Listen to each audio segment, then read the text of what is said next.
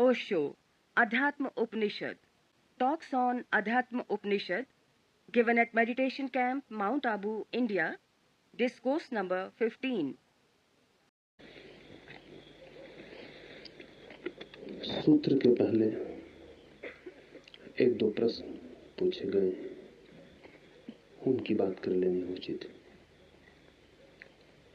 एक मित्र ने पूछा है कि आप जो कह रहे हैं वो बात समझ में भी आती है और समझ में आती भी नहीं,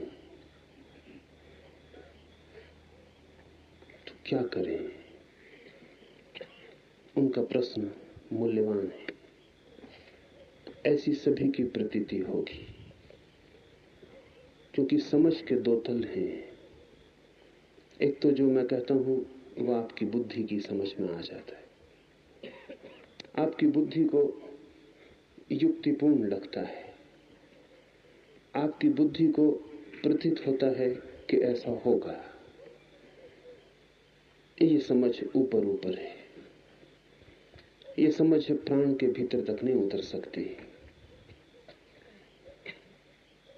ये समझ आपके पूरे व्यक्तित्व की समझ नहीं है, आत्मिक नहीं है, इसलिए ऊपर से समझ में आता हुआ लगेगा।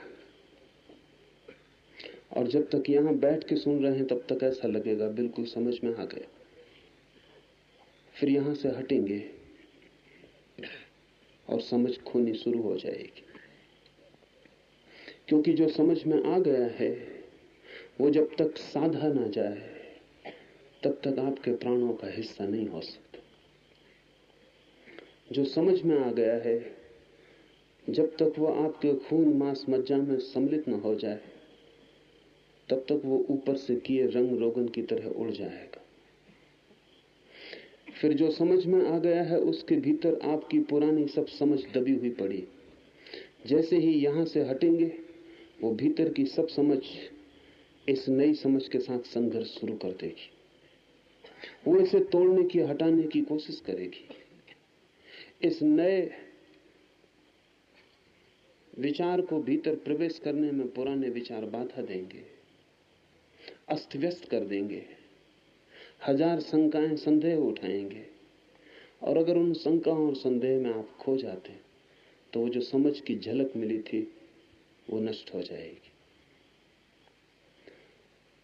एक ही उपाय है कि जो बुद्धि की समझ में आया है उसे प्राणों की ऊर्जा में रूपांतरित कर लिया जाए, उसके साथ हम एक तालमेल निर्माण कर लें, हम उसे साधें भी। वो केवल विचार न रह जाए, वो गहरे में आचार भी बन जाए।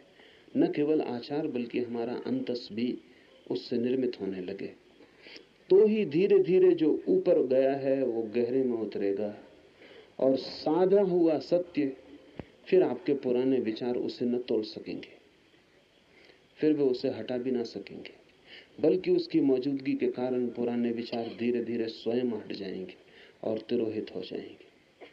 तो ये बात ठीक है, साधक के लिए सवाल ऐसा है, उचित है। समझ में आ जाता है, फिर हम तो वैसे ही बने रहते हैं। अगर हम वैसे ही बने रहते हैं तो जो समझ में आया है वो ज्यादा देर टिकेगा नहीं। कहां टिकेगा, किस जगह टिकेगा? आप अगर पुराने ही बने रहते हैं तो जो समझ में आया है वो जल्दी ही झड़ जाएगा, भूल जाएगा, विस्मृत हो जाएगा। ऐसे तो बहुत बार आपको समझ में आ चुका है, ये कोई पहला मौका नहीं है। न मालूम कितनी बार आप सत्य के करीब करीब पहुंचकर वापस हो गए, न मालूम कितनी बार द्वार खटखटाना भर था कि आप आगे हट गए हैं और दीवार हाथ में आ गई है। भूल यही हो जाती है कि जो हमारी समझ में आता है उसे हम तत्काल जीवन में रूपांतरित नहीं करते। इस संबंध में ये बात ख्याल लेने जैसी है कि अगर आपको कोई गाली दे तो आप तत्काल क्रोध करते हैं, और आपको कोई समझ दे तो आप तत्काल ध्यान नहीं करते। कुछ बुरा करना हो तो हम तत्काल करते हैं, कुछ भला करना हो तो हम सोच विचार करते हैं। ये दोनों मन की बड़ी गहरी तरकीबें हैं। क्योंकि जो भी करना हो उसे तत्काल करना चाहिए तो ही होता है। क्रोध करना हो कि ध्यान करना हो, इससे कोई फर्क नहीं पड़ता। तो बुरा हम करना चाहते हैं इसलिए हम तत्काल करते हैं, एक क्षण रुकते नहीं, क्योंकि रुके तो फिर न कर पाएंगे। कोई गाली दे, उससे कहा है कि 24 घंटे बाद आके जवाब दूंगा, फिर कोई जवाब संभव नहीं होगा। 24 घंटा तो बहुत लंबा वक्त है। 24 क्षण भी अगर आप चुपचाप विचार में व्यतीत कर दें तो शायद क्रोध करने का मन नहीं रह जाए, शायद हंसी आ जाए, शायद उस आदमी की नासमझी पता चले, या शायद वो ठीक ही गाली दे रहा है ये भी पता चल जाए।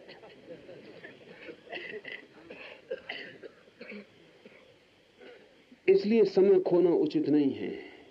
जैसी गाली की चोट पड़े तत्काल उबल पड़ना जरूरी है, फिर पछताने का काम पीछे कर लेंगे। आपने ख्याल किया है कि सभी क्रोधी पछताते,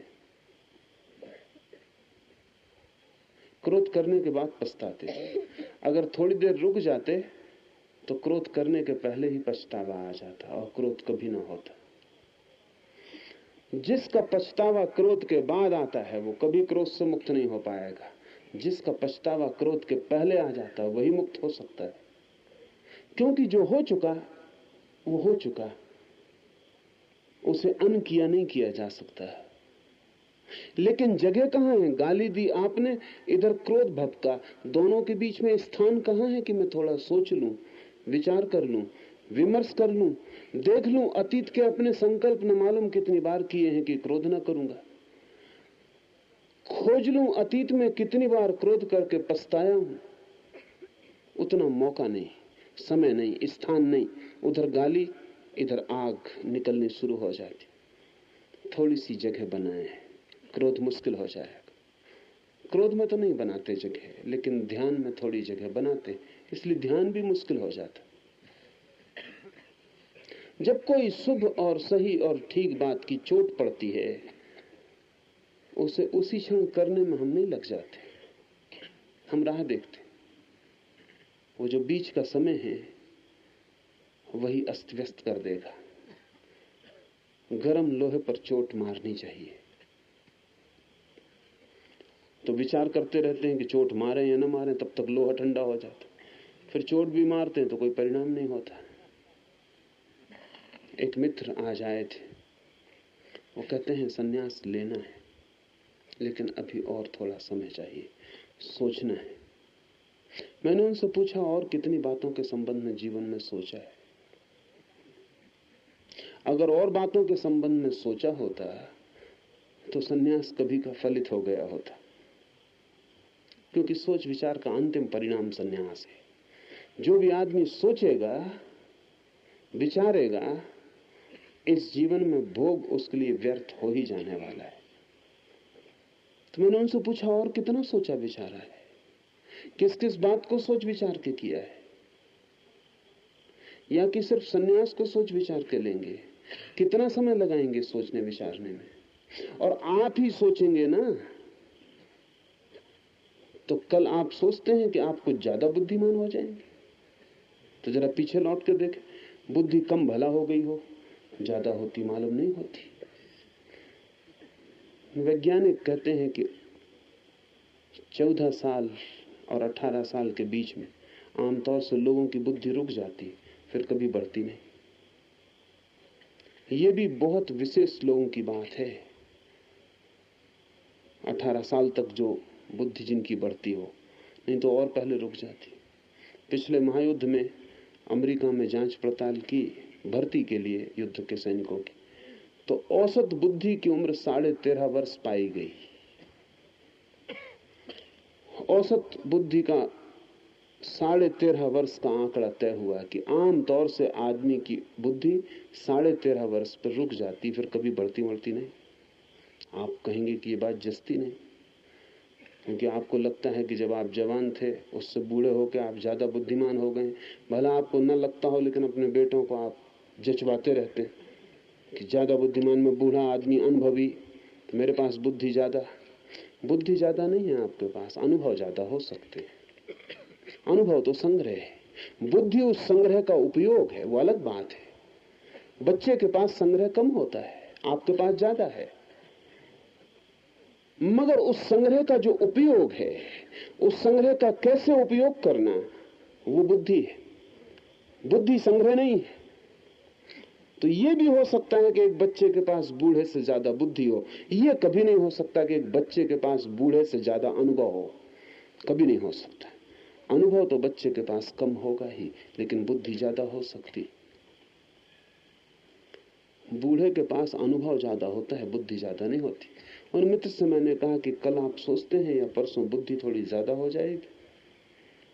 इतना ही होगा कि अभी इस विचार की हवा में, अभी इस ध्यान की तरंग में, अभी इतने सन्यासियों के आनंद और मुक्त प्रभाव में एक ख्याल उठा है मन में।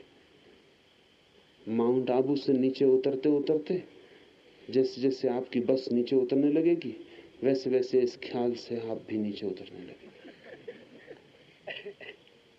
माउंट आबू रोड स्टेशन तक ये विचार टिक जाए कठिन। माउंट आबू रोड स्टेशन पर उतर के आप ठंडी गहरी सांस लेंगे कि अच्छा हुआ, जैसे कि तैसे वापस लौट आए, कुछ खोया नहीं, कुछ गंवाया नहीं, किसी झंझट में ना पड़े। मैंने बर्बाद आपको ख्याल भी नहीं आएगा। वातावरण, अनेक लोगों की मौजूदगी, अनेक लोगों का सामूहिक प्रयास आपको भी उठा देता है एक ऊंचाई पर जिस पर होना आपकी आदत नहीं है। आप नाच रहे हैं कीर्तन में, आपको पता है अकेला इस भाव से आप नाच सकेंगे।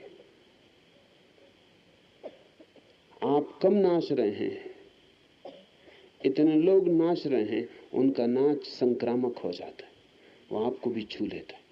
उनकी तरंगें आपके हृदय को भी कपाने लगती, उनके पैरों की गति आपके पैरों को भी उछलने का मौका देने लगती। और फिर आपके सदा के सोचने का ढंग ये है कि कोई क्या कहेगा। और जहां सभी लोग नाच रहे हो, एक बात पक्की है कि नाचने वाले से कोई कुछ कहने वाला नहीं, खड़े रहने वाले से कोई कुछ भला कहे तो गति आ जाती। आप मुक्त अनुभव करते हैं कि ठीक है, यहाँ कोई अड़चन नहीं है, यहाँ नाचा जा सकता है। उतरेंगे भीड़ में वापस बाजार की, ये जो एक ऊंचाई की झलक मिली थी, एक छलांग ली थी और आकाश की तरफ आंखें उठाई थी, वो फिर जमीन की तरफ लग जाएंगी। तो क्या आशा है कि कल परसों आप निर्णय कर सकेंगे? निर्णय तो आपको करना है, वो आज भी किया जा सकता है। पर वो मित्र बोले कि ऐसा भी नहीं है कि मैंने निर्णय करने की कोशिश नहीं की। 99% तो मन बिल्कुल तैयार है, 1% रह गए। उनसे मैंने पूछा कि जिंदगी में और भी कोई काम किया है जिसमें 99% मन तैयार रहा हो और 1% तैयार न रहा हो? कभी रुके हैं इस बात से? और उनसे मैंने ये भी पूछा कि क्या आपको पता है आप क्या कह रहे हैं? जब 99% मन संन्यास लेने को तैयार है और 1% नहीं लेने को तैयार है, तो आप 1% के पक्ष में निर्णय ले रहे हैं। ये तो आप सोचना ही मत कि आप निर्णय लेने से बच सकते। निर्णय लेने से बचने का इस जगत में कोई उपाय ही नहीं है। चाहे आप न लेने का लें, वो भी निर्णय है। रोकने का लें कि कल लेंगे, वो भी निर्णय है। दुनिया में आपके लिए चुनाव की स्वतंत्रता है कि आप क्या निर्णय लें। इसकी कोई स्वतंत्रता नहीं है कि आप निर्णय ही ना लें, इसका कोई उपाय ही नहीं है। निर्णय तो लेना ही पड़ेगा। लेकिन एक मजे की बात है कि न करने के निर्णय को हम निर्णय नहीं समझते। ये बड़ी अद्भुत बात है। उनको ख्याल में भी नहीं था कि नहीं लूंगा सन्यास, ये भी निर्णय है, लूंगा ये भी निर्णय है। अगर दोनों निर्णय है तो बड़ा अद्भुत मन है कि 1% निर्णय के साथ रुकता है और 99% के साथ जाने की हिम्मत नहीं जुटाता है।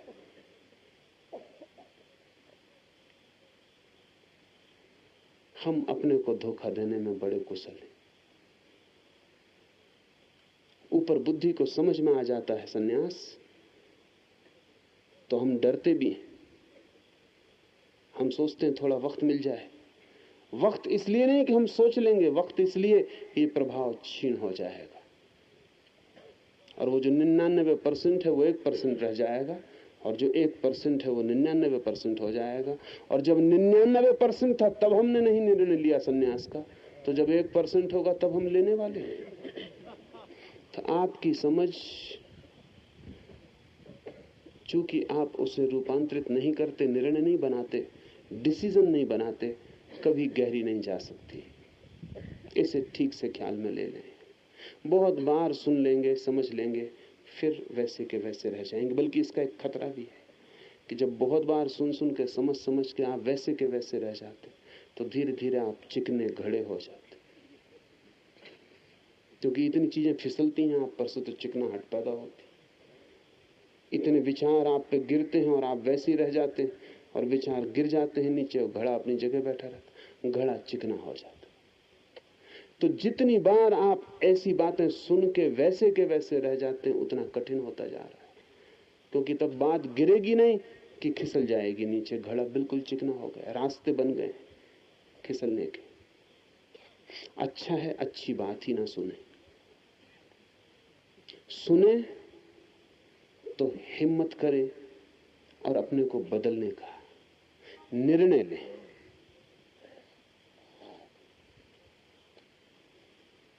तब आपको लगेगा कि जो समझ में आया था वो ऊपर ऊपर नहीं रहा, प्राणों का स्वर बन गया है। और जिस दिन श्वास श्वास में न समा जाए समझ, उसका कोई भी मूल्य नहीं है। उसका एक ही मूल्य है कि आप अच्छी बातें करना सीख जाएं। हम सभी जानते हैं, और हमारा मुल्क तो इतना कुशल है अच्छी बातों करने में। अध्यात्म तो हमारी जबान पर रखा है, बस जबान पे रखा है, उससे भीतर कहीं नहीं। किसी से भी पूछ लें, ब्रह्म ज्ञान तो कोई भी जानता है, कोई भी जानता है। हमारे पूरे देश की व्यवस्था मन की चिकने घड़े की हो गई। हजारों हजारों साल से तीर्थंकरों, अवतारों, ऋषियों का हमने एक ही उपयोग किया है कि सुन सुन के हम चिकने घड़े हो गए। मुझसे कोई पूछता था, मैं एक गांव में था, और मुझसे वो कहने लगा आदमी कि ये भारत बड़ी पुण्य भूमि है, सारे अवतार यहीं हुए, सारे तीर्थंकर यहीं हुए, सारे बुद्ध यहीं हुए। मैंने कहा कि तू फिर से सोच, ये पुण्य भूमि है कि यहाँ पापी बड़े अद्भुत हैं कि इतने सब हुए फिर भी वो बिना बदले बैठे, कि सब अवतार गए हमारे चिकने घड़े पर लकीर न खींच पाए, कि सब तीर्थंकर आए हमने कहा आओ और जाओ, हम उनमें से नहीं हैं कि बातों में आ जाएं। क्या मतलब क्या होता है? एक घर में अगर गांव भर के डॉक्टर आए तो उसका मतलब है कि गांव में वही घर सबसे ज्यादा बीमार है। सारे अवतारों को यहीं पैदा होना पड़े। और कृष्ण ने कहा है गीता में कि जब धर्म की गिलानी बढ़ती और जब पाप बढ़ जाता और जब दुष्ट जन बढ़ जाते, तब मैं आता हूं और सब अवतार यहीं आए। तो मतलब क्या है? पुण्य भूमि। अगर कृष्ण का वाक्य सही है तो जहां उनको नहीं जाना पड़ा पुण्य भूमि वहां हो सकती, लेकिन सबको चुकता यहां आना पड़ा। बात जाहिर है कि इस मुल्क की आत्मा बिल्कुल चिकनी हो गई है। हमने इतनी अच्छी बातें सुनी हैं और सुन सुन के हम ऐसे तल्लीन हो गए हैं कि करने की हमने कभी फिक्र ही नहीं की। समझ आपकी तब तक गहरी ना हो पाएगी, पूरी ना हो पाएगी, जब तक समझ आपकी अंतरात्मा में प्रविष्ट नहीं होती। और आप कोई निर्णय लें तो ही समझ अंतस में प्रविष्ट होती। निर्णय द्वार है। छोटे से निर्णय भी बड़े क्रांतिकारी हैं। किस बात का निर्णय लिया ये बहुत मूल्य का नहीं है। निर्णय लिया, इस लेने में ही आपके प्राण इकट्ठे हो जाते, एकजुट हो जाते। निर्णय लेते ही आप दूसरे आदमी हो जाते। वो निर्णय बिल्कुल क्षुद्र भी हो सकता है। मैं आपसे कहता हूं कि 10 मिनट खांसे भी नहीं। बड़ी अमानवीय बात मालूम पड़ती। आपको खांसी आ रही हो, मैं खांसने तक नहीं देता, दुष्टता मालूम पड़ती। सभा में आप बैठे हैं, मैं आपको कहता हूं खांसी मत, बिल्कुल खांसी बंद रखें। पर आपको ख्याल में नहीं, इतना छोटा सा निर्णय भी आपके भीतर आत्मा का जन्म बनता है। 10 मिनट नहीं खांसूंगा,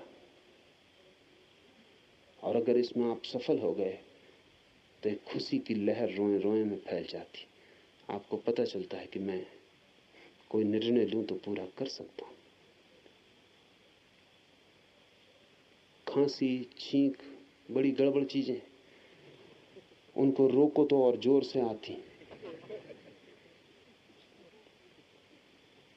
रोको तो सारा ध्यान उन्हीं पे केंद्रित हो जाता। रोको तो खांसी भी बगावत करती।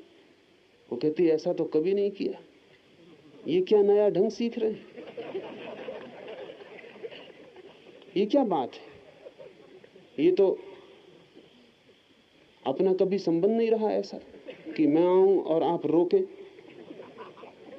ये तो मैं ना भी आऊं, दूसरे को आ रही हो तो आप खांस लेते थे, आपको ना भी हो तो दूसरे की भी पकड़ लेते थे। ये क्या हुआ है? लेकिन अगर 10 मिनट भी आप बिना खांसे रुक जाते हैं तो आपके और शरीर के बीच का संबंध इस छोटी सी बात से भी बदल रहा है। इसमें आपसे कहता हूं रुक जाएं। गुरुजीएफ इसका बड़ा प्रयोग करता था ध्यान में। उसने इसके लिए स्टॉप मेडिटेशन ही नाम दे रखा था। आप राजी हो जाएंगे थोड़े समय में तो उस प्रयोग को हम पूरा करेंगे।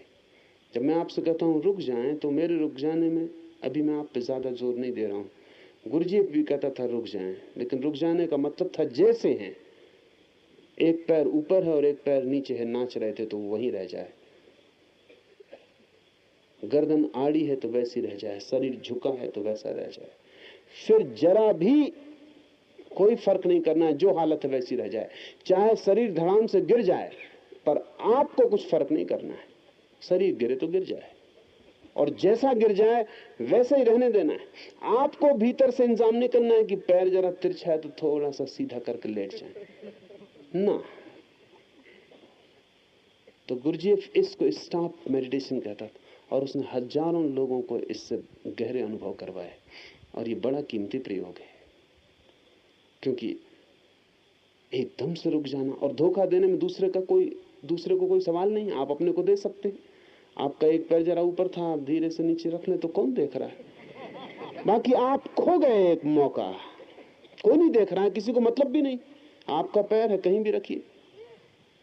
मगर आपने भीतर एक अवसर खो दिया जहां आत्मा और शरीर का संबंध बदल सकता था, जहां आत्मा जीत सकती थी और कह सकती थी कि मैं मालिक हूं।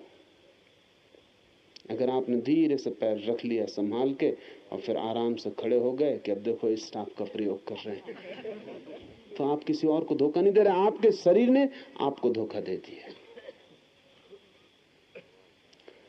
छोटे छोटे निर्णय, बहुत छोटे छोटे निर्णय भी बड़े परिणामकारी हैं। छोटे से कोई संबंध नहीं, निर्णय से संबंध है। डिसिसिवनेस, निर्णायक बुद्धि, तो आपकी समझ धीरे धीरे गहरी उतर जाएगी। तो जो मैं कह रहा हूं उसे सिर्फ सुन न लें, उसे थोड़ा प्रयोग करें। उपनिषद बड़े व्यवहारिक पाठ हैं, इनका सिद्धांत से कोई संबंध नहीं। इनका आपको बदलने, रूपांतरित करने की कीमिया से संबंध है। ये तो सीधे सूत्र हैं जिनसे नए मनुष्य का निर्माण हो जाता है। लेकिन कठिनाई यही है कि कोई दूसरा छेनी हथौड़ी लेके आपका निर्माण नहीं कर सकता। आप ही मूर्तिकार हैं, आप ही पत्थर हैं, आप ही छेनी हथौड़ी, तीनों काम आपको ही करने हैं। अपने ही पत्थर को अपने ही निर्णयों की छीनी हथौड़ी से, अपने ही संकल्प की शक्ति से काटना है, छांटना है, अपनी ही समझ के अनुसार अपनी मूर्ति को निर्मित करना है। इसमें क्षण भर का भी स्थगन सदा के लिए स्थगन हो जाता है। जिसने कहा कल करेंगे वो फिर कभी भी नहीं करता है। और अच्छा होता कि वो कहता कि कभी नहीं करेंगे, वो भी एक निर्णय होता। वो मित्र आए तो मैंने उनसे कहा कि यही निर्णय कर लो कि सन्यास कभी न लेंगे, कभी, तो भी फायदा होगा।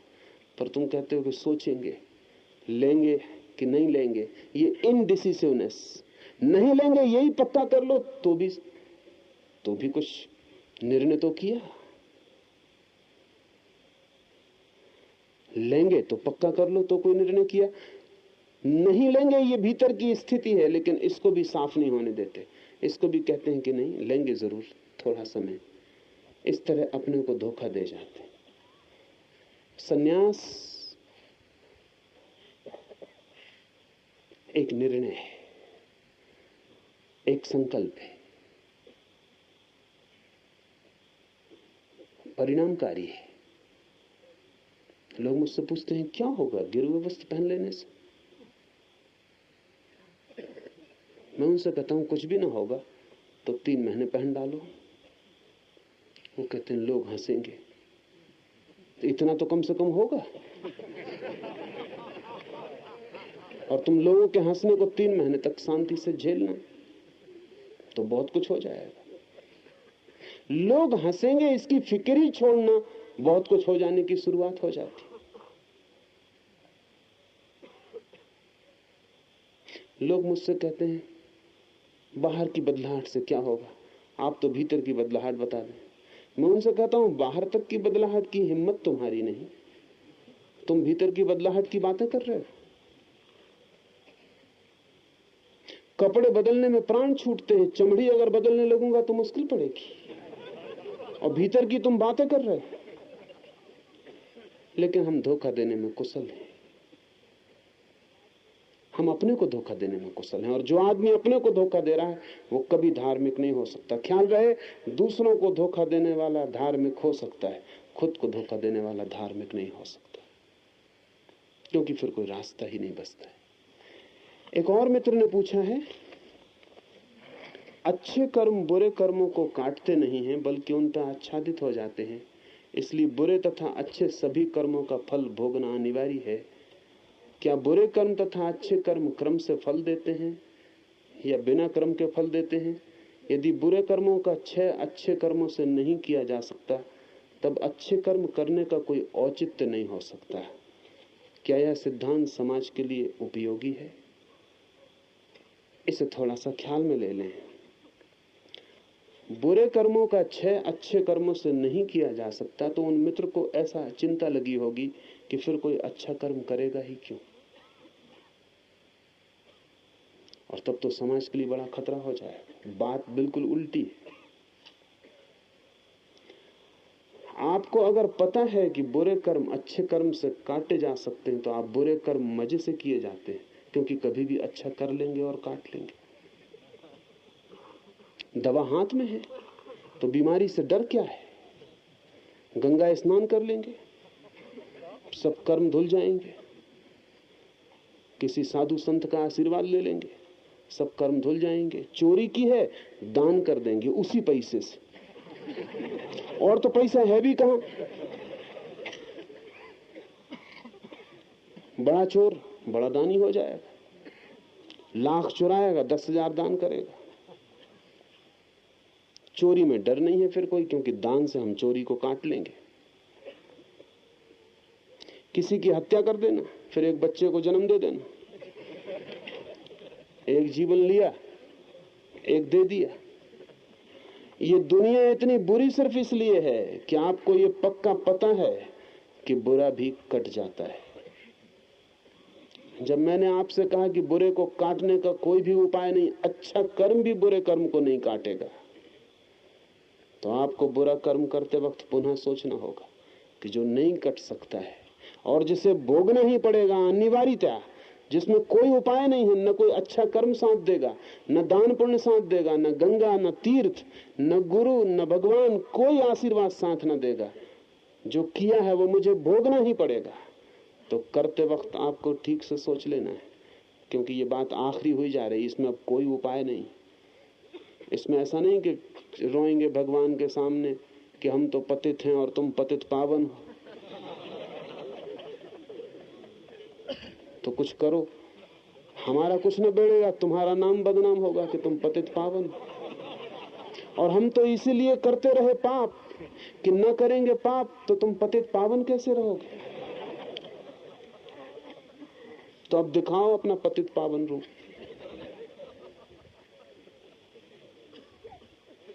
एक महिला परसों मेरे पास पहुंच गई, भीड़ थी बहुत, उस भीड़ में उसने एकदम से कहा कि आशीर्वाद दीजिए, तो मैंने कहा अच्छी बात। दूसरे दिन वो वापस आ गई, उसने कहा आशीर्वाद फलेगा तो, क्योंकि अच्छे महात्मा जो होते उनका आशीर्वाद फलता है, आपने आशीर्वाद दिया था। मैंने कहा तो मुश्किल मामला दिखता है, मुझे तू अदालत में ले जाएगी, मुझे पता भी तो चले कि मामला क्या है, किस मामले में तेरा आशीर्वाद फलवाना है।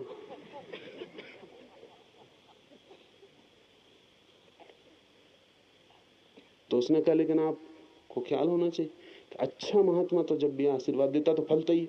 तो मैंने कहा इसमें एक उपाय है मेरे लिए, कम से कम अदालत मुझे नहीं जाना पड़ेगा, न फले तो समझना कि न मैं अच्छा था न महात्मा था, बात खत्म हो गई। इसमें एक सुविधा मेरे लिए तूने बना दी कि न फले, अब मुझे पूछना भी नहीं कि तुरा क्या तुझे चाहिए था, तो समझ लेना कि अच्छा भी नहीं था महात्मा भी नहीं था, बात खत्म हो गई। इसे हम धार्मिक मन कहते हैं। उस महिला का ख्याल है वो धार्मिक है। इस जगत में नियम है, इस जगत में एक आंतरिक अनुशासन है जिसको हमने रित कहा है वेदों में, लाओत्से ने जिसे ताओ कहा है। उसमें कोई अंतर नहीं पड़ता, उसमें कोई अपवाद नहीं होते। कर्म आप जो करेंगे वो आपको भोगना ही पड़ेगा। ये विचार अगर गहन हो जाए तो आपको कर्म की धारा बदलनी पड़ेगी, और यही सत्य है। ये सत्य स्पष्ट हो जाए तो समाज के लिए उपयोगी होगा। आप कितने दिन से समझा रहे हैं लोगों को, समाज बदलता तो दिखता पड़ता नहीं, पाप बढ़ते जाते हैं उल्टे, क्योंकि सुविधा का ख्याल है हमें कि कोई उपाय बाहर निकलने का है। अगर मैं एक पाप करता हूं तो उस पाप के भवन में प्रवेश का द्वार ही नहीं है, एग्जिट भी है, उससे निकला जा सकता है। तो घुसने में इतना कोई डर नहीं है। मैंने जो आपसे कहा उसका मतलब ये कि एग्जिट नहीं है, आपको भोगना ही पड़ेगा। भोग कर ही बाहर निकल सकते हैं, काटने का उपाय नहीं है, भोगना ही काटना है। एक ही निर्जरा है कि उसे भोग लेना पड़ेगा तो वो कट जाएगा, और कोई निर्जरा नहीं है उस। और दूसरी बात उन्होंने कही कि फिर अच्छे कर्म करने का औचित्य क्या रह जाता है। तो उनके प्रश्न से भी जाहिर है बात कि अच्छे कर्म का औचित्य उनकी नजर में भी बुरे को काटने के लिए ही है। वो पूछते हैं कि अगर आप ऐसा कहते हैं तो फिर अच्छे कर्म का औचित्य ही नहीं रह जाता। मतलब एक ही औचित्य था अच्छे कर्म का कि बुरे कर्म को काटे। अगर बुरा कर्म नहीं कटता है तो औचित्य ही खत्म हो गया। तो उनके प्रश्न से भी जाहिर है जो मैं कह रहा हूं कि उनका चित्त भी यही मानता है कि अच्छे कर्म का एक ही औचित्य है, दान का एक ही औचित्य है कि चोरी को काटो। तब तो चोरी महत्वपूर्ण हो गई और दान गौण हो गया। और अगर दुनिया में चोरी ना हो तो दान असंभव हो जाए। इसलिए एक तथाकथित विचारशील व्यक्ति करपात्री ने अपनी एक किताब में कहा है कि अगर समाजवाद आ जाएगा तो धर्म का बड़ा ह्रास होगा, क्योंकि न होगा कोई गरीब तो दान किसको देंगे। इसलिए गरीब रहना चाहिए ताकि दान दिया जा सके, और दान के बिना तो मोक्ष है नहीं। समझे मतलब आप इसका मतलब हुआ कि नरक रहना चाहिए, भूखा आदमी सड़क पर होना चाहिए। न होगा भूखा, रोटी किसको दीजिएगा। और किसी ने रोटी आपकी दान के न ली तो फंसे आप, मोक्ष कहां से मिलेगा? तो आपके अच्छे कर्म का औचित्य बुरे कर्म पर निर्भर है, उसके कटने पर। तब तो इसका मतलब हुआ कि अच्छा आदमी बुरे आदमी का शोषण कर रहा है और अच्छा कर्म बुरे कर्म की छाती से फायदा ले रहा है, खून पी रहा है।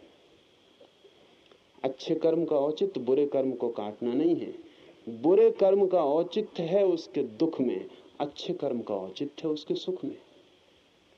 अच्छे कर्म से सुख मिलता है, वो उसका औचित्य है। जो सुख चाहता है वो अच्छा कर्म करता है, और जो सोचता है कि बुरा कर्म करके सुख पालूंगा वो नासमझी करता है, वो नियम के प्रतिकूल जा रहा है, वो दुख पाएगा। अच्छे कर्म का औचित्य है उसके फल में, बुरे कर्म का औचित्य है उसके फल में, या अनौचित्य जो भी कहें। बुरे कर्म में अच्छे कर्म का औचित्य कैसे हो सकता है? उनका कोई संबंध नहीं है। अच्छा कर्म फल लाता है वो है सुख, बुरा कर्म फल लाता है वो है दुख। और अगर हम ये ठीक से समझा सकें और ये बात गहरी बैठ जाए चित्त में कि जिसे भी सुख चाहिए उसे अच्छे कर्म की यात्रा करनी चाहिए, तो समाज का फायदा होगा। और जिसे दुख चाहिए वो बुरे कर्म की यात्रा करे, और बुरे कर्म की यात्रा जो कर रहा है उसे दुख का फल भोगना ही पड़ेगा। फिर वो पीछे ये कहने लगे कि मैं थोड़ा अच्छा कर लेता हूं, इससे मैं लीप पोत दूंगा बुरे को, ये नहीं हो सकता। यानी इसे ऐसा समझिए कि मैंने आपको गाली दी तो मैंने आपको चोट पहुंचाई, दुख पहुंचाया, वो दुख तो घटित हो गया। फिर मैंने माफी मांगी और आपको सुख पहुंचाया। क्या आप सोचते हैं कि मैंने माफी मांग के जो सुख पहुंचाया उससे वो जो दुख हुआ था वो नहीं हुआ? वो हो चुका, वो दुख तो हो चुका।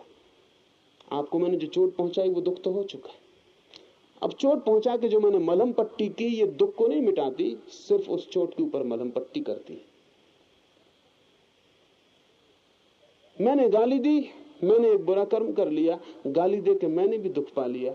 मैंने माफी मांगी, मैंने अच्छा कर्म किया, अच्छा कर्म करके मैंने भी सुख पा लिया। बुरा दुख में ले जाता है, अच्छा सुख में ले जाता है। अच्छा जितना ज्यादा होता है उतना सुख बढ़ जाता है, बुरा जितना ज्यादा होता है उतना दुख बढ़ जाता है। जिस आदमी को सुख में रहना है उसे धीरे धीरे बुरे को नहीं करना और अच्छे को करते जाना। लेकिन धर्म का संबंध सुख से भी नहीं है, क्योंकि दुख से तो बचना हम सबके मन की आकांक्षा है, सामान्य। जब तक आप दुख से बचने की आकांक्षा से भरे हैं तब तक आप साधारण आदमी हैं, धार्मिक नहीं। अभी तो आपकी चाह सुख की है। यही औचित्य है अच्छे कर्म का कि आपसे कहा जाए अच्छा कर्म करिए, सुख चाहते हैं सुख मिलेगा, और दुख चाहते नहीं है बुरा कर्म मत करिए, इससे दुख मिलेगा। अगर बुरे और दुख की अनिवार्यता ऐसे ही दिखाई पड़ जाए जैसे आग में हाथ डालने से जलता है, तो लोगों के हाथ आग में जाने से रुक जाएंगे। अगर अच्छे कर्म के और सुख का संबंध ऐसे ही जोड़ दिया जाए कि हाथ में फूल आने से जैसे सुगंध आती है, अगर ये इतना साफ हो जाए तो लोग अच्छे कर्म में उतर जाएंगे। लेकिन धर्म का इससे कोई अभी संबंध नहीं है। अभी ये नीति है, अभी ये तल समाज की नैतिकता का है। लेकिन जो आदमी सुख का अनुभव करता है धीरे धीरे उसे पता चलता है एक नई बात का कि दुख तो व्यर्थ है ही, सुख भी व्यर्थ है। दुख तो दुख देता ही है, जब सुख पूरी तरह मिलता है तो वो भी दुख देने लगता है, सुख नहीं देता। उससे भी ऊब पैदा हो जाती है। सुख का जो दुख है वो है ऊब, बोर्डम। आपने कभी किसी जानवर को ऊबा हुआ देखा है? बोर्ड कि कोई गधा खड़ा हो और दिखाई पड़ जाए कि ऊबे हुए खड़े, कि कोई भैंस खड़ी हो और ऊबी हुई खड़ी ना। आदमी को छोड़ के जमीन पर कोई जानवर ऊबता ही नहीं, सिर्फ आदमी ऊबता है। क्यों? क्योंकि जानवर निरंतर अपनी सामान्य जीवन की सुविधा जुटाने में ही व्यतीत हो जाता है। उसे कभी इतना सुख अर्जित नहीं हो पाता कि ऊब जाए। ऊब का संबंध सुख, बहुत सुख हो तो ही ऊब आती। इसलिए गरीब आदमी भी ऊबा हुआ नहीं दिखाई पड़ता है, अमीर आदमी ऊबा हुआ दिखाई पड़ता है। अमीर आदमी का चेहरा देखो तो ऊबा हुआ रहता है, कुछ सार नहीं ऐसा मालूम पड़ता है, खींचे जा रहे हैं, कुछ मतलब नहीं। लेकिन गरीब आदमी के पैर में गति होती है, चाहे पैर में ताकत ना हो, खून भला कम हो, ताकत भला कम हो, लेकिन गति होती है, कहीं पहुंचने का लक्ष्य होता है और आशा होती है, और आंखों में आशा की झलक होती। कल एक मकान बन जाएगा, परसों एक दुकान खुल जाएगी, बेटा पढ़ लेगा, बड़ा स्वर्ग मालूम होता है भविष्य में। जिनका बेटा पढ़ के घर आ गया वो जानते हैं कि बेटा घर जब पढ़ के आता तो क्या मतलब होता, कैसा दुख लाता है। जिनके महल बन गए हैं अब उनको पता चलता है कि ये महल तो कारागार हो गए।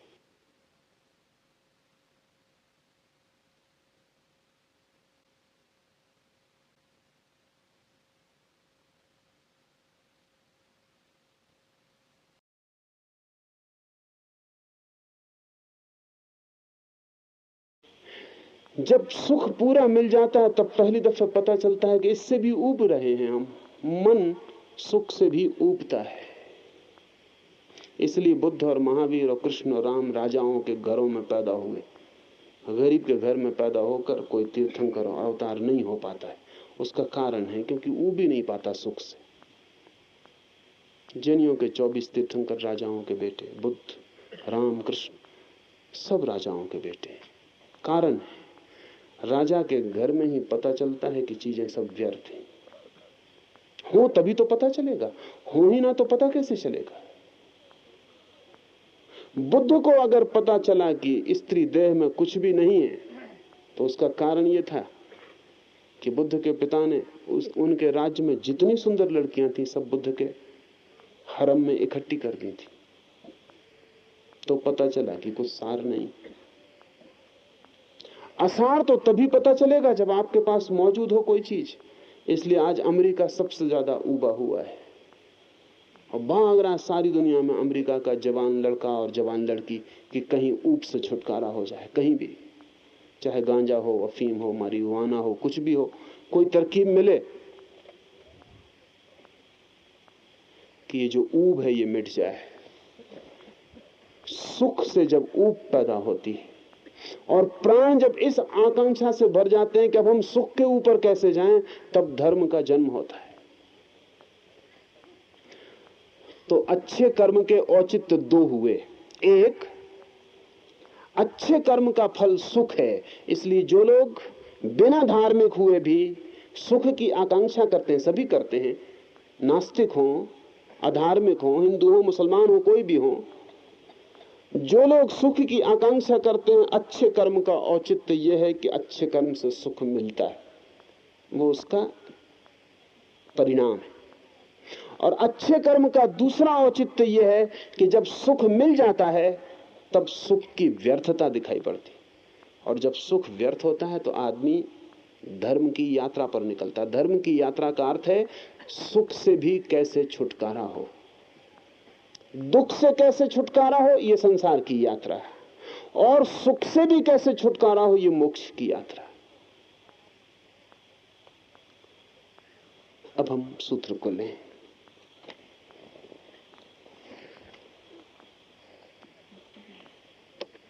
प्रारब्ध कर्म तो उसी समय सिद्ध होता है जब देह के ऊपर आत्मबुद्धि होती है, पर देह के ऊपर आत्मभाव रखना तो कभी इष्ट नहीं। इसलिए देह के ऊपर की आत्मबुद्धि को तज कर प्रारब्ध कर्म का त्याग करना। कर्म तो पकड़ता ही हमें तब है जब हम मानते हैं कि ये शरीर मेरा है। इसका अर्थ हुआ कि कर्म शरीर को पकड़ता है, हमें कभी नहीं पकड़ता। लेकिन जब हम शरीर को पकड़ लेते हैं तो स्वभाव था कर्म की गिरफ्त में हो जाते हैं। कर्म पकड़ता है शरीर को और हम भीतर से पकड़ लेते हैं शरीर को। कर्म पकड़ता बाहर से शरीर को, हम भीतर से पकड़ लेते हैं शरीर को। तो कर्म से हमारा संबंध जुड़ जाता है शरीर के माध्यम से। कर्म आत्मा को कभी नहीं पकड़ता, सदा ही शरीर को पकड़ता है।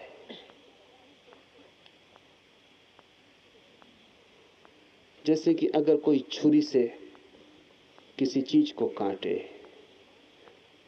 तो जहां भी पदार्थ है वहां छुरी से काटा जा सकता है, लेकिन आप आकाश को छुरी से काटे तो नहीं काटा जा सकता।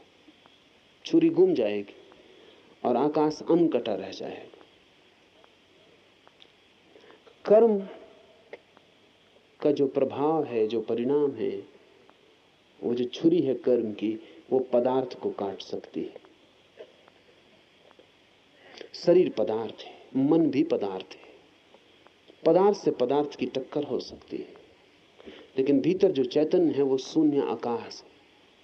कोई कर्म उसे काटता नहीं, छूता नहीं। लेकिन एक बात हो सकती है कि वो जो भीतर चैतन्य है वो अगर शरीर को मान ले मेरा, इसकी उसे स्वतंत्रता है मानने की। चेतना को स्वतंत्रता है ये मानने की कि वो मान ले कि मेरा, तो शरीर मेरा है ये मानते ही शरीर की जो जो पीड़ाएं हैं वो मुझ में फलित होने लगेंगी। इसे हम ऐसा समझें, घर में मैंने सुना आग लग गई तो जो मकान मालिक है वो छाती पीट के रो रहा है, लेकिन तभी एक पड़ोसी ने आके कहा कि क्या कर रहे हो तुम, नाहक रो रहे हो, मकान का तो इंश्योरेंस हो चुका है, कल ही तो तुम्हारा लड़का इंश्योरेंस दफ्तर में सब करवा रहा था। लड़का कहाँ है तुम्हारा?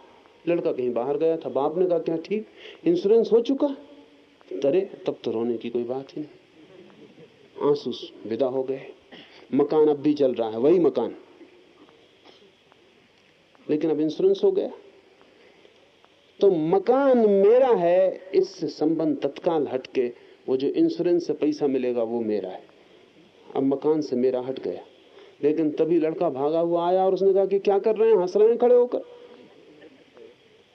मैं गया जरूर था लेकिन हो नहीं पाया। फिर आंसू बहने लगे। फिर आदमी छाती पीट कर रोने लगा कि मर गए, लुट गए। मकान वही का वही है, मगर बीच में क्या हुआ, मेरा मकान से अलग हो गया, फिर मकान से मेरा जुड़ गया। शरीर के साथ हमारा मेरा भाव ही हमारे दुख का कारण है या सुख का, हमारे सब कर्मों का। मेरा भाव हट जाए फिर शरीर पर होते कर्मों की प्रक्रिया का स्वयं से कोई संबंध नहीं रह जाता।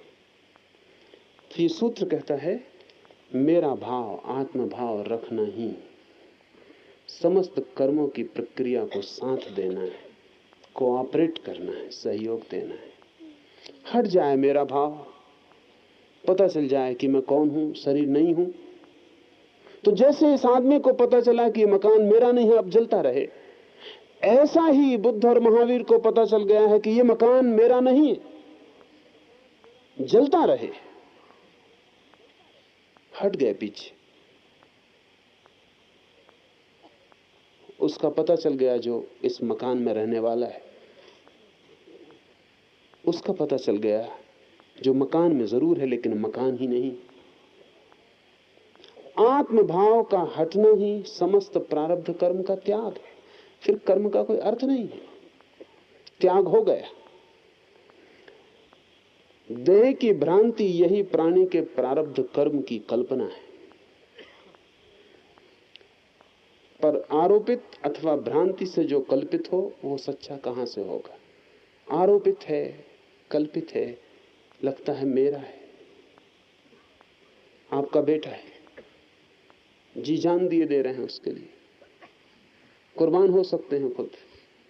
और फिर एक दिन एक पत्र मिल जाए घर में, किसी पुरानी किताब में दबा, और पता चले कि पत्नी का किसी से प्रेम रहा। संदिग्ध हो जाए कि बेटा मेरा है कि नहीं, सब डमाडोल हो गए। बाप को संदेह सदा थोड़ा बना ही रहता है, क्योंकि बाप बहुत प्रासंगिक घटना है, कोई बहुत महत्वपूर्ण घटना नहीं बेटे के जन्म में। उतना ही मूल्य है बाप का जैसे कि एक इंजेक्शन का। इससे ज्यादा मूल्य नहीं है। मां भर असंदिग्ध रूप से जानती है कि बेटा उसका।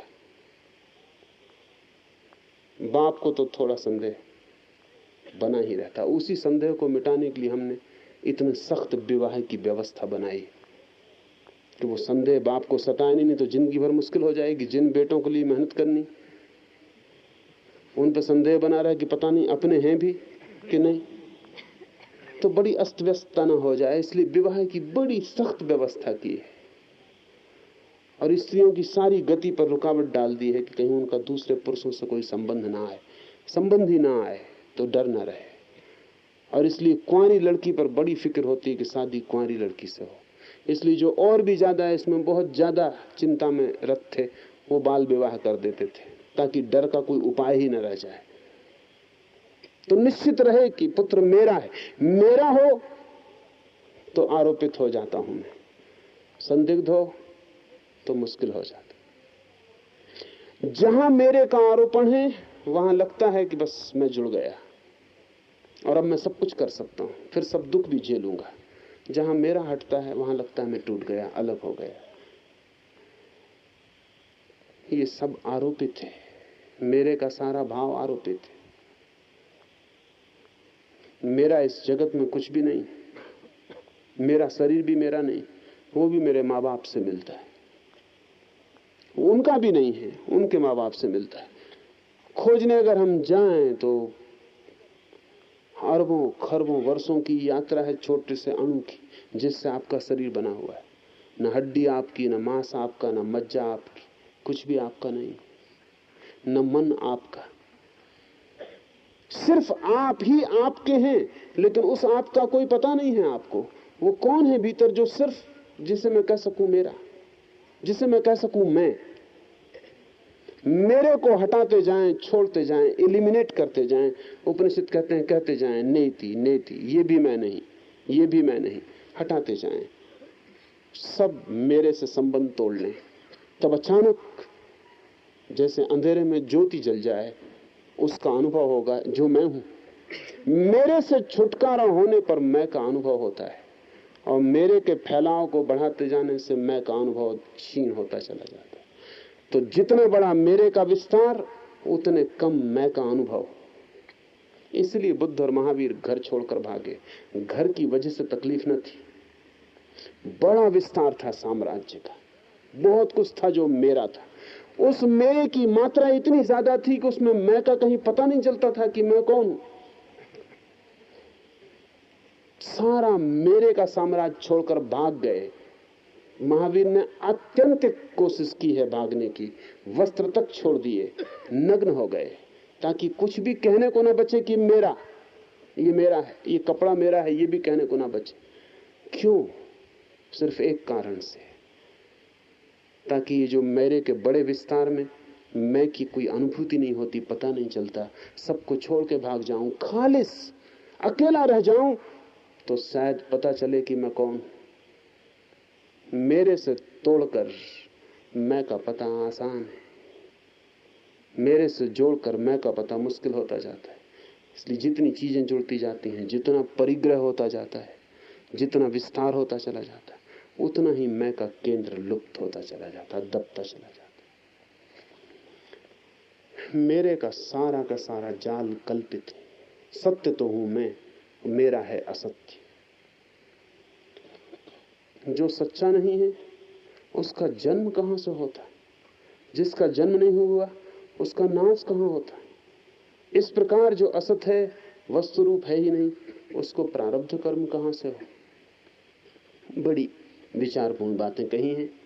जो असत है, जो है ही नहीं, मेरा, इसका जन्म कहां से होता है, कब होता है, इसका अंत कैसे होगा? कठिन है, क्योंकि हमें लगेगा कि जब मेरा है तो उसका कहीं से जन्म तो होता ही होगा, नहीं तो होगा कैसे? और अगर मेरा कुछ है तो कहीं उसकी मृत्यु तो होती होगी, नहीं तो फिर छुटकारा कैसे होगा?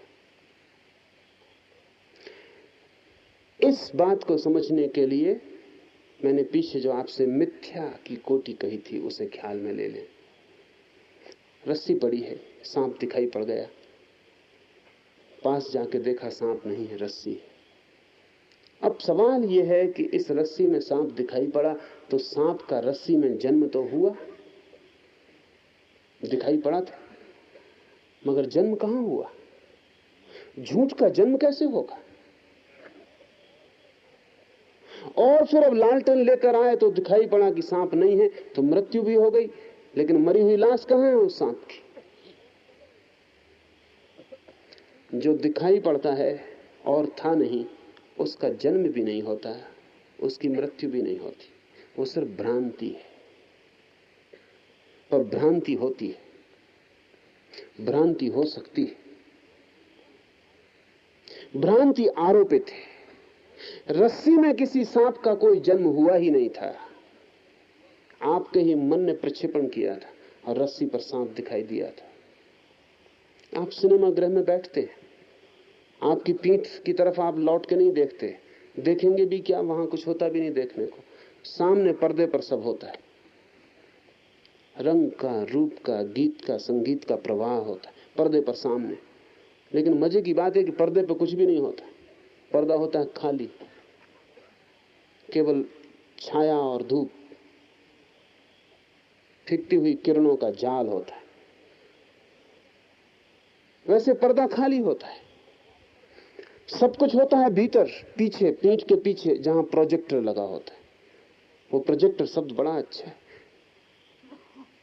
जिसे कल्पित कहा है, जिसे प्रक्षेपित कहा है, अंग्रेजी का शब्द प्रोजेक्शन, उसका अनुवाद है। प्रोजेक्टर पीछे लगा है, वहां से चीजें फेंकी जा रही हैं पर्दे पर, और पर्दे पर जहां है नहीं वहां दिखाई पड़ रही, जहां दिखाई पड़ रही है वहां है नहीं, और जहां है वहां आप पीठ किए, वहां आप देखते नहीं। रस्सी में सांप दिखाई पड़ा, रस्सी केवल पर्दे का काम कर रही है और मेरा मन प्रोजेक्ट कर रहा है, मेरा मन सांप की छाया भेज रहा है रस्सी पर, रस्सी पर सांप की छाया मेरा मन डाल रहा है और रस्सी सांप मालूम पड़ रही, फिर मैं भाग रहा हूं। जब पहली दफा 3 डायमेंशनल पिक्चर आए, चित्र बने, तो पहली दफा बड़ा मजेदार घटनाएं सारी दुनिया में घटी। जब लंदन में पहली दफा 3 डायमेंशनल चित्र दिखाया गया तो उसमें एक घुड़सवार एक भाले को फेंकता है, घुड़सवार भागता हुआ आता है। तो 3 डायमेंशनल पिक्चर का मतलब है कि बिल्कुल ऐसा दिखाई पड़ता है कि असली घोड़ा आ रहा है, चित्र नहीं दिखाई पड़ता, असली घोड़ा, तीनों आयाम है उसके। घोड़ा भागता हुआ आता है, टापें बढ़ती जाती हैं, घोड़ा पास आता है, फिर घुड़सवार एक भाला फेंकता है, पूरा हाल अपनी अपनी गर्दन झुका लेता है।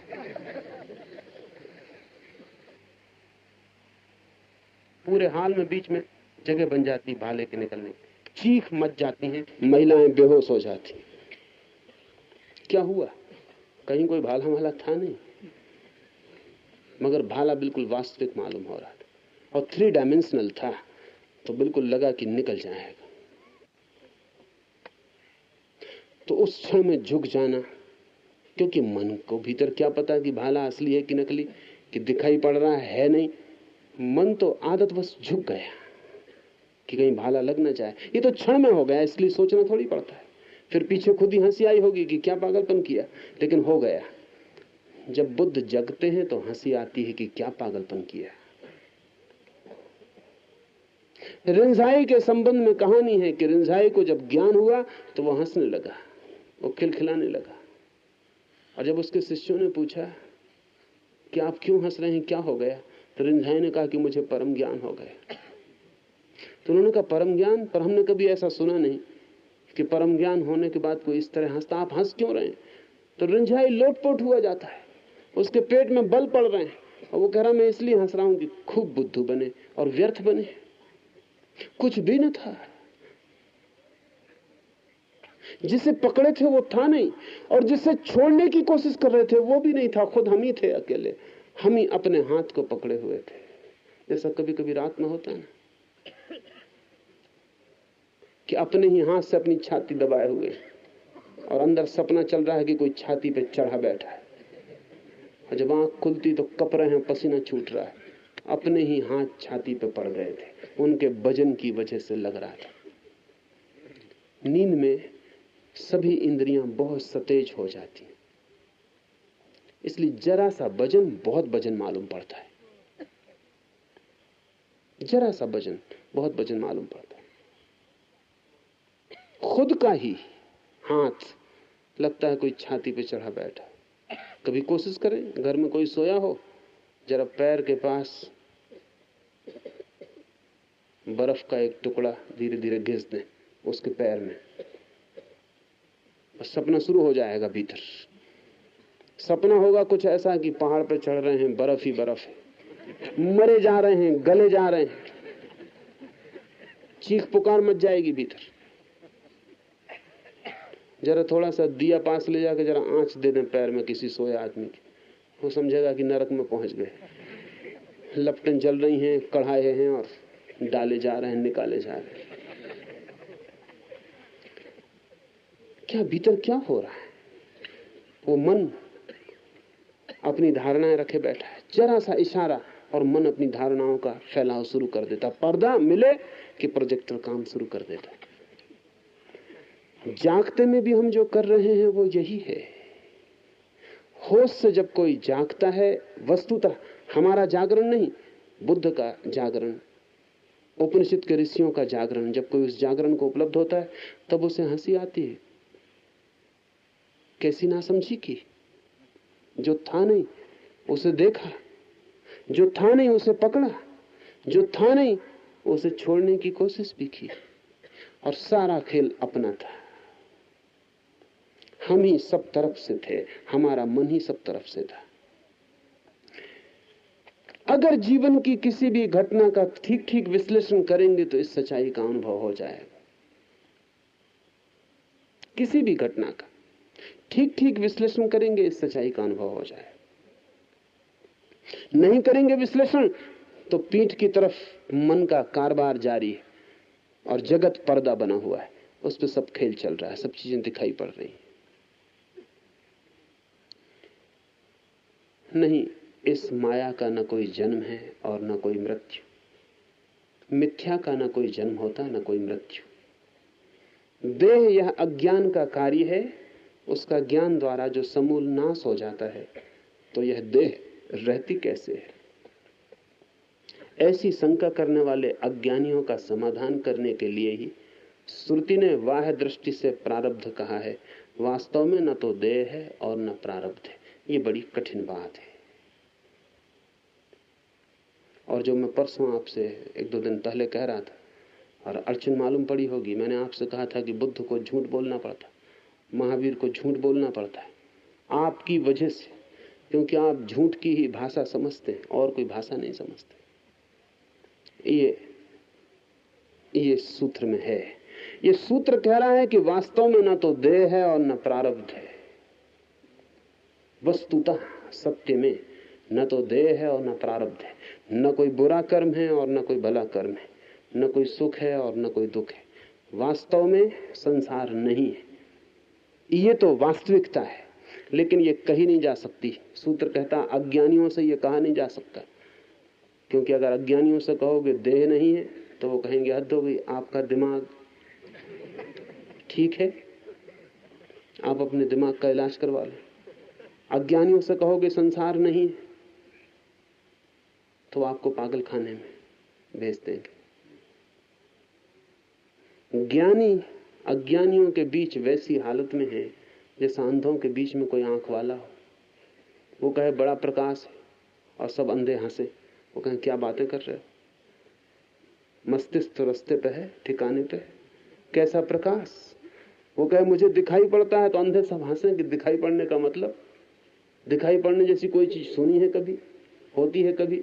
न हमारे बाप दादों को ही, न उनके बाप दादों को ही। जरूर तुम्हारा सिर फिर गया है। अंधों के बीच में आंख वाले की क्या गति होगी आप समझते हैं?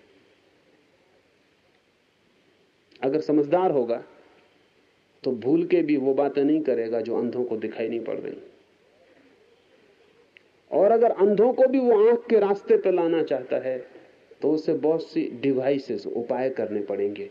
उसे सीधा ये कहना ठीक नहीं होगा कि मैं आंख वाला हूं और तुम सब अंधे हो और मैं तुम्हारी आंख का इलाज करता हूं, और तुम जो हो वो नहीं है, कुछ और है, जो आंख के खुलने पर दिखता है। तुम बिल्कुल झूठ में जी रहे हो।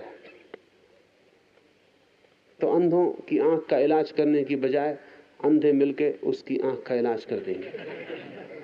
कई दफे हो गया, जीसस को हमने सूली पे लटकाया, मंसूर को हमने काट डाला, सुकरात को जहर पिला दिया। उसका कारण कुछ और नहीं है। उसका कारण सिर्फ इतना ही है कि ये लोग सीधी सीधी बातें कहने लगे जो हमारी पकड़ के बाहर है। और इनकी बातें अगर हम मान के चलें तो हम चल ही नहीं सकते, हमारा भी कसूर नहीं है।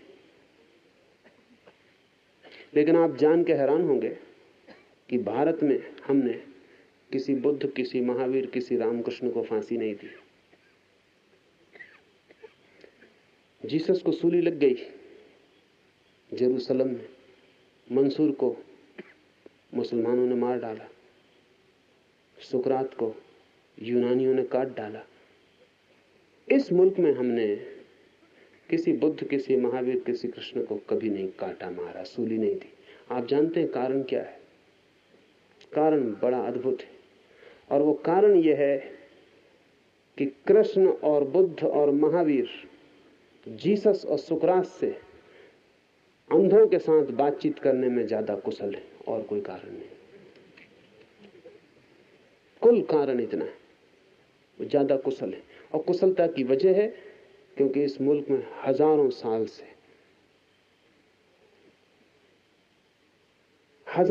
से बुद्धों, महावीरों ने अंधों से बातें की हैं, तो उन्होंने तरकीबें ईजाद कर ली। जीसस गड़बड़ हालत में पड़ गए। जीसस की सारी शिक्षा तो हुई भारत में, तो उन्हें अंदाज नहीं था। भारत से वो सब सीख के लौटे, और जेरूसलम में जाकर उन्होंने जब बोलना शुरू किया तो जेरूसलम की परंपरा में उसकी कोई भी जगह न थी। जीसस बिल्कुल ही विजातीय मालूम पड़े, और जीसस की बातें पागलपन की मालूम पड़ी। पुरानी बाइबल में कहा है कि जो एक आंख फोड़े तुम्हारी, उसकी दोनों फोड़ देना। अंधों की भाषा। और जीसस ने जाके वहां आंख वालों की भाषा बोलनी शुरू कर दी, एकदम अचानक, कोई बीच में सेतु नहीं था। कहा कि जो तुम्हारे बाएं गाल पर चांटा मारे, दायां भी उसके सामने कर देना। कि जो तुम्हारा कोट छीने, कमीज भी उसको दे देना। कि जो तुमसे कहे 1 मील बोझ को ढो चलो, तुम 2 मील तक साथ चले जाना। हो सकता है संकोच बस उसने 1 ही मील कहा हो। ये आंख वालों की भाषा, जहां नियम था कि जो पत्थर मारे ईंट मारे पत्थर से जवाब देना, बिल्कुल समझ के बाहर पड़ गई। असल में जीसस आंख वाले की बात सीधी सीधी कह दी है अंधों से। बुद्ध, महावीर ज्यादा कुशल है, और लगभग सत्य ईजाद करने में उनका कोई मुकाबला नहीं। ये उपनिषद का सूत्र कह रहा है, ये साफ ही कह रहा है। ये कह रहा है कि न तो ये देह है, न ये कर्म है, लेकिन अज्ञानियों को उनकी शंका समाधान करने के लिए वाह दृष्टि से, ऊपर की दृष्टि से देह और कर्म और प्रारब्ध की बात कही। वास्तव में न देह है और न प्रारब्ध है। बड़ी मुश्किल बात है। सच है ये कि सभी शास्त्र 99% झूठ है। झूठ इसलिए कि वो अंधों को समझाने के लिए कहे गए वाह दृष्टि से, नहीं तो उनकी समझ में कुछ भी नहीं पड़ता है। वो उलझन में पड़ जाएंगे, तो उनको सीधा सीधा समझाने, जैसे बच्चों को हम समझाते हैं, कहते हैं गा गणेश का। गणेश की कोई बपौती नहीं, गधे का भी गा है। और जब से भारत धर्म निरपेक्ष हो गया, तो पहले स्कूल की किताबों में जब मैं पढ़ता था तब तो गा गणेश का होता था। अभी मैं सुनता हूँ गा गधे का होता है, क्योंकि गधा जो है ज्यादा निरपेक्ष जानवर है। गणेश तो हिंदू संप्रदाय के हो जाते, गधा किसी संप्रदाय का नहीं। गधे सभी संप्रदायों में पाए जाते।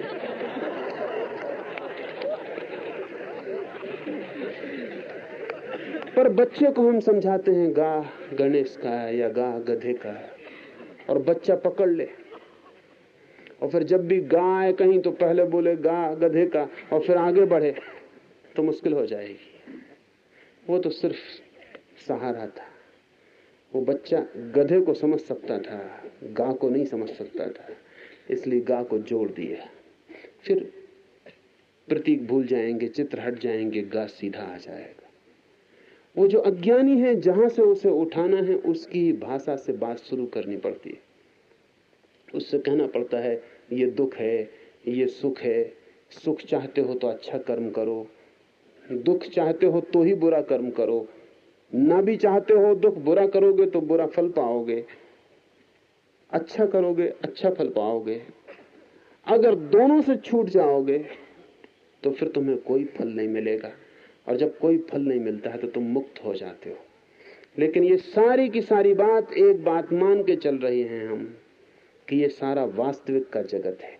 लेकिन जब कोई आदमी जागता है, जब होश से भरता है, जब शरीर से टूट जाता है और अज्ञान नाश होता है, तब उसे बड़ी हंसी आती है। जो छूट गया पीछे वो वास्तविक नहीं था, एक बड़ा सपना था, एक बड़ा सपना था, वास्तविक नहीं था। और जो उपाय हमने बताए थे वे भी सपने के भीतर सपने थे। ऐसा समझें तो आसानी होगी। रामकृष्ण तो भक्त थे काली के, पर बड़े विनम्र थे और कोई और मार्ग बताए तो सदा पालन करने को तैयार रहते थे। फिर एक वेदांत के शिक्षक तोतापुरी का आगमन हुआ और तोतापुरी ने रामकृष्ण से कहा कि ये क्या लगा रखा है, ये क्या कीर्तन भजन, क्या इससे होगा? एक को खोजो, ये तो दो है, भक्त और भगवान, दो नहीं, एक ब्रह्म। तो रामकृष्ण अद्भुत थे, उनके पैरों में सिर रख दिया और कहा कि ठीक, मुझे शिक्षा दे, मुझे सिखाएं। तो ध्यान पर तोतापुरी रामकृष्ण को बिठाता है और रामकृष्ण आंख बंद करके खूब आनंदित होते हैं। तोतापुरी कहता है क्या हो रहा है? तो वो कह रहे माँ दिखाई पड़ती। तो उन्होंने कहा कि सब फिजूल बकवास में यहाँ रुकूंगा नहीं, माँ दिखाई पड़ती तुम इतने काहे के लिए आनंदित हो रहे? ये सब कल्पना है, ये माँ और ये काली ये सब तुम्हारी ही धारणा है। रामकृष्ण कहते हैं होगी, लेकिन आनंद बड़ा आता है।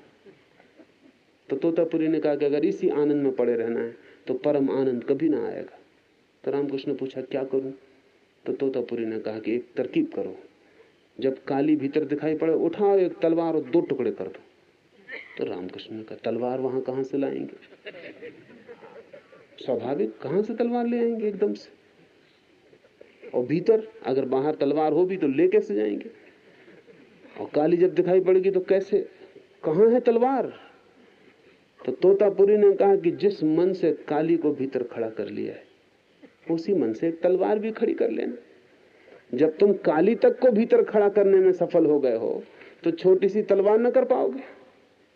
ये सपने के भीतर सपने की विधि, समझे मेरा मतलब? काली भी एक कल्पना है भीतर, सुखद है पर है तो कल्पना, अपना ही फैलाव है, अपना ही भाव है जो मूर्तिमंत हो गया भीतर, अपनी ही चाह है, अपने ही रंग है जो हमने ही डाल दिए भीतर। वो जो काली खड़ी है भीतर और रामकृष्ण भीतर जो उसके चरणों में सिर रखे पड़े हैं, बड़े मजे की बात है कि वो काली भी रामकृष्ण का ही भाव है और वो सिर रखे हुए भी रामकृष्ण पड़े। तो तोतापुरी ने ठीक कहा कि तलवार क्या बाहर से ले जानी पड़ेगी? काली को कब बाहर से ले गए थे? तो जब भीतर काली बना ली, एक तलवार भी बना लो। और तुम तो कुशल मालूम पड़ते हो, जब काली को देखते हो इतने आनंदित होते हो तो मतलब तुमने बिल्कुल पक्की मजबूत काली बना ली और तुम्हें शक शुबा भी नहीं है उसकी सच्चाई में। एक तलवार और बना लो। रामकृष्ण बड़े उदास हो जाते थे कि ये कैसे होगा, तलवार से मैं खुद ही काली को काटूं। तो तोतापुरी ने कहा अगर न कटे तलवार से तो फिर सोचेंगे, तुम कोशिश तो करो। पर रामकृष्ण कहते थे मैं ही खुद काटूं। तो तोतापुरी ने कहा कि फिर मैं रुकूंगा नहीं, और जब तुमने स्वीकार किया कि साधना में उतरोगे वेदांत की तो थोड़ी हिम्मत जुटाओ, ये क्या बच्चों जैसा रोते हो? तो तोतापुरी एक कांच का टुकड़ा ले आया और रामकृष्ण से कहा कि बैठो, ध्यान करो, और जब मैं देखूंगा काली भीतर आ गई तो कहीं तुम भूल ना जाओ, क्योंकि तुम ऐसे मोहित दिखते हो कि तुम भूल जाओगे। और अगर काली याद भी रही तो तुम्हारी हिम्मत भी नहीं दिखती, तुम तलवार उठा लोगे। तुम इतने प्रेम से भरे दिखते हो कि तलवार तुम उठाओगे कैसे?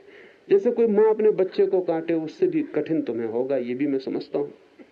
तो फिर मैं तुम्हें साथ दूंगा, तुम फिक्र ना करो। जब मैं समझूंगा काली आ गई तो एक कांच का टुकड़ा है, इससे मैं तुम्हारे तृतीय नेत्र की जगह को पूरा का पूरा काट दूंगा। जब तुम्हें यहां दरार मालूम पड़े और लगे खून बहने लगा और दर्द उठने लगे, मैं काटता जाऊंगा, रगड़ता जाऊंगा कांच के टुकड़े से, तब तुम भी हिम्मत उठा के उसी तरह एक जोर की चोट करना तलवार की और 2 टुकड़ों में काली को तोड़ देना। ठीक है, अगर तीसरे नेत्र पर कांच से काटा जाए तो भीतर तीसरे नेत्र में ही दिखाई पड़ता है सब कुछ। वो चाहे काली हो और चाहे राम हो, चाहे कृष्ण हो, कोई भी हो, वो तीसरे नेत्र में ही उनकी प्रतिबिंब बनता है। तो अगर तीसरे नेत्र को बाहर से काटा जाए और भीतर से भी कोई हिम्मत जुटाए तो तीसरे नेत्र के कटान के अनुभव के साथ ही कोई भी भीतर की प्रतिमा टूट के 2 टुकड़े हो जाती। रामकृष्ण ने हिम्मत की, प्रतिमा 2 टुकड़े होकर टूट गई, गिर गई। रामकृष्ण ने लौट के बाहर कहा, the last barrier has fallen, जो आखिरी बाधा थी वो गिर गई। मगर ये सब उपाय मैं समझा ये रहा था कि काली भी एक असत्य भीतर और तलवार भी एक असत्य भीतर, लेकिन एक असत्य से दूसरा असत्य कट जाता है। ये सारे उपनिषद के ऋषि जो नहीं है उसे काटने के लिए उपाय बता रहे हैं, क्योंकि हमने जो नहीं है उसे मान रखा है कि है, तो कुछ उपाय हमें दिए जा रहे हैं जिनसे वो कट जाए। झूठी बीमारी झूठी दवा की मांग करती। हमारा सारा भाव संसार झूठ है, इसलिए इतनी विधियों की जरूरत है। और इसलिए कोई भी विधि काम दे सकती, कोई भी विधि काम दे सकती, बस पकड़ जाए आपको। सपने के भीतर एक सपना, सपने से सपने को काटना और कोई उपाय भी नहीं। सत्य से सत्य नहीं काटा जाता, कट भी नहीं सकता। सत्य से असत्य भी नहीं काटा जाता, कट भी नहीं सकता, क्योंकि असत्य और सत्य का कहीं कोई मिलन ही नहीं होगा, कटेगा कैसे? असत्य से ही असत्य कटता है, एक असत्य से दूसरा असत्य कट जाता है, और जब दोनों गिर जाते हैं तो जो शेष रह जाता है, ऐसा समझें कि कांटा लग गया पैर में तो एक दूसरा कांटा उठा के उसे निकाल लेते। कांटे से कांटा निकलता है, फिर दोनों कांटे फेंक देते। तो ये सूत्र कह रहा है कि ना तो है देह, ना है कर्म, ना है प्रारब्ध, ना है संसार। वास्तव में आपसे नहीं कह रहा है कि आप मानने लगे कि ना है कर्म, ना है देह, ना है संसार, तभी आप मुश्किल में पड़ जाएंगे। अभी इसी वक्त नहीं, आपके लिए अभी है, क्योंकि अभी आप नहीं है, इसलिए सभी झूठ अभी सत्य है। अभी सत्य का पता नहीं है, इसलिए सभी झूठ सत्य हैं। जिस दिन आपको अपने सत्य का पता चलेगा, सभी झूठ मिथ्या हो जाएंगे। स्वयं को जानते ही संसार मिथ्या हो जाता है, स्वयं को न जानने से ही मिथ्या संसार सत्य मालूम होता है।